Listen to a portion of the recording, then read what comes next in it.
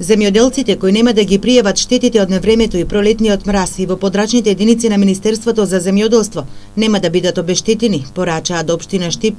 Посочија дека уште најмалку 200 земјоделци кои ги пријавиле штетите до Општинската комисија за проценки на штети ќе треба да достават документација за проценка и во подрачните единици на Министерството за земјоделство.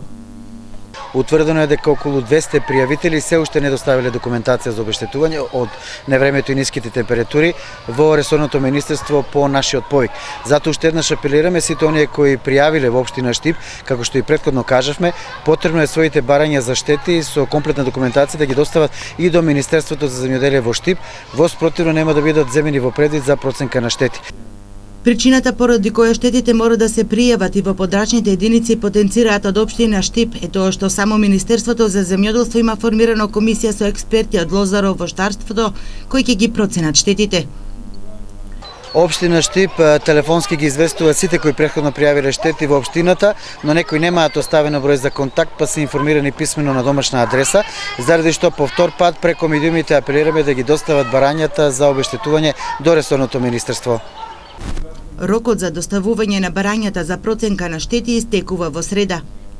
Пријавувањето е до 10.5 и очекуваме че најмалку 200 земјоделци да дојдат да пријават штети од раните мразови.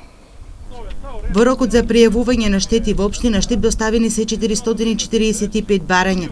Во подрачната единица на Министерството за земјоделство за 10 дена се пријавија околу 300 земјоделци.